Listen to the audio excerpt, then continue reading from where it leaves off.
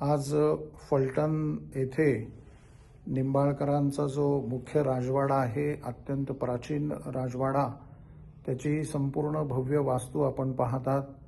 आज या राजवाड्यामध्ये जी प्रधान गादी फलटणकरांची आहे त्या जागेमध्ये दर्शन करण्याचं भाग्य आम्हाला लाभलं आणि ज्या वास्तूमध्ये मराठ्यांचा इतिहास लिहिला गेला अशा छत्रपती शिवाजी महाराजांच्या सौभाग्यवती सईबाई साहेब यांचं हे माहेरघर आणि त्यांचा हा राजवाडा, त्यामध्ये आज आम्ही या ठिकाणी आलोय। अत्यंत भव्य, अत्यंत कलाकुसरीने युक्त असलेली ही वास्तू जसेच्या तशी फलटणकरांच्या सर्व वंशजांनी अत्यंत सुंदर आणि अत्यंत सुरक्षित ठेवली आहे।